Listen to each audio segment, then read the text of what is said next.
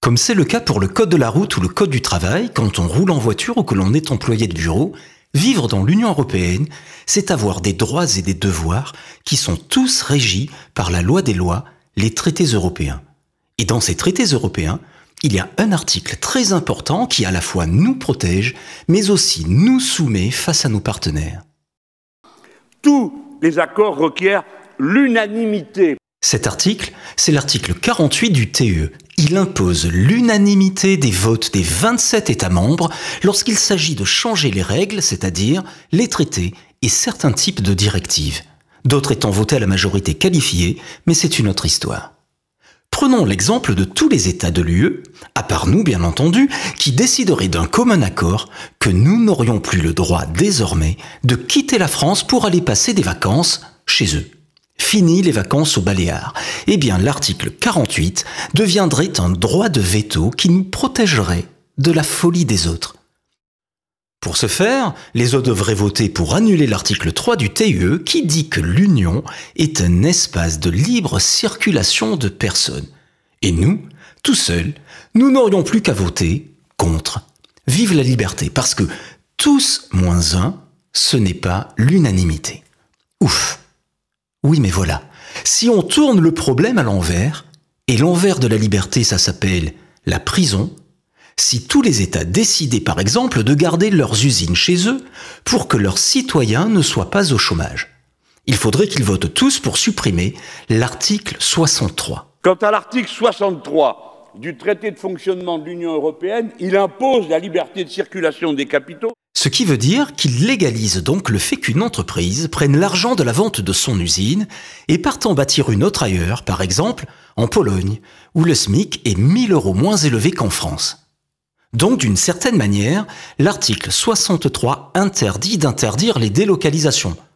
À ce moment-là, la Pologne qui vit aussi de nos usines délocalisées n'aura qu'à voter contre tous les autres pour les bloquer tous. C'est ainsi que tous nos hommes politiques qui se sont fait élire pour lutter contre le chômage ont laissé partir le fleuron de notre industrie. Parce qu'une nouvelle fois, tous moins un, ce n'est pas l'unanimité de l'article 48.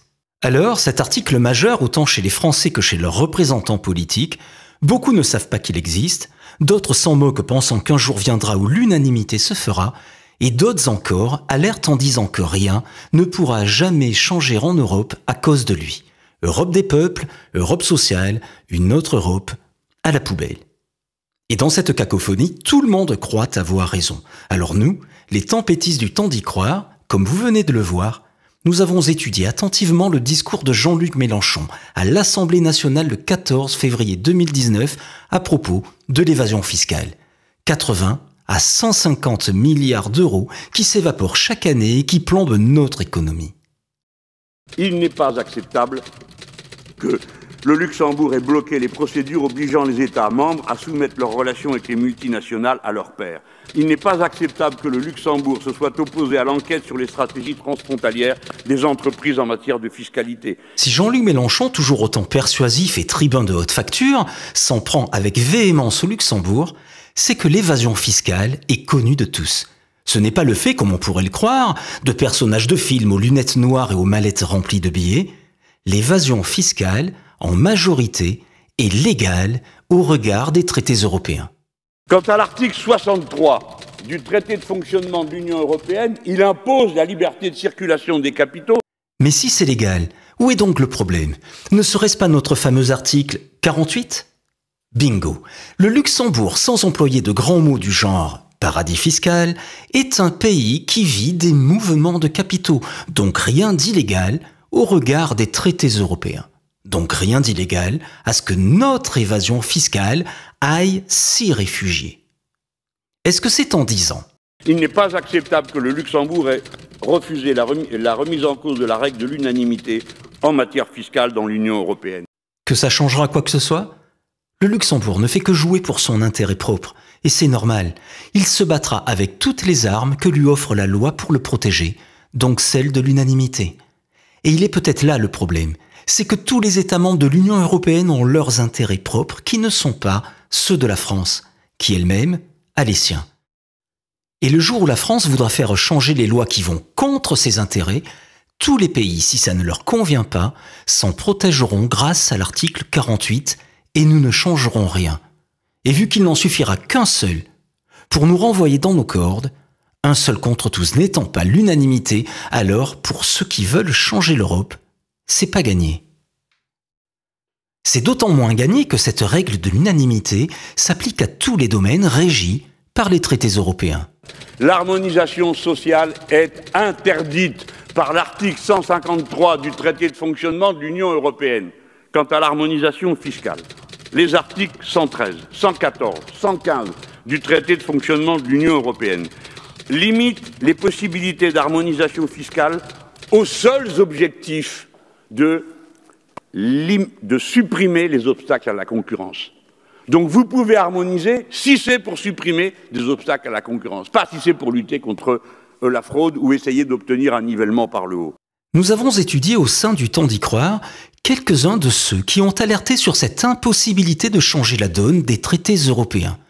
Dès la présidentielle de 2002 avec Daniel Gluckstein, jusqu'à celle de 2017 avec François Asselineau, en passant par Deschouars, Gave, Génard, Sapir, Onfray, Todt, le Pardem de Nikonov, le PRCF de Gastaut, jusqu'à Philippot et les Patriotes.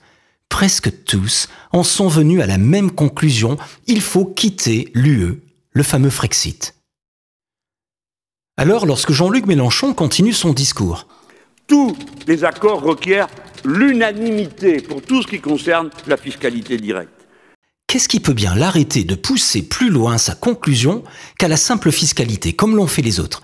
Bien sûr l'harmonisation fiscale, bien sûr l'harmonisation sociale, mais aussi l'immigration chère au Rassemblement national qui dépend de 4 articles des traités, 67, 77, 78 et 79 du traité sur le fonctionnement de l'Union européenne, qui sort du territoire, le regroupement familial, le droit d'asile et le droit d'expulsion. Mais aussi les programmes des autres partis politiques qui, pour les appliquer, évoquent sans cesse qu'ils vont changer l'Europe. Parce que chaque fois qu'on voudra faire changer les règles de l'Union européenne, ceux qui s'y risqueront trouveront face à eux l'article 48 sur l'unanimité des votes. Le travail du député de la France insoumise est remarquable. Il a bien creusé les traités pour trouver un palliatif à cette règle si contraignante. L'article 64 introduit une possibilité de mesures exceptionnelles de restriction par les mouvements de capitaux entre les États membres et les pays tiers, à la condition, exceptionnellement, on peut dire, il y a une limite, exceptionnellement, à la condition que tout le monde soit d'accord, c'est-à-dire qu'on est aussi les fraudeurs d'accord avec soi. Et donc, l'unanimité. Comme certains doivent le penser, eh bien, on n'a qu'à supprimer l'article 48. Oui, mais si Jean-Luc Mélenchon n'évoque pas cette solution, c'est qu'il doit avoir compris que tant que l'article 48 ne sera pas abrogé, il sera donc toujours en vigueur.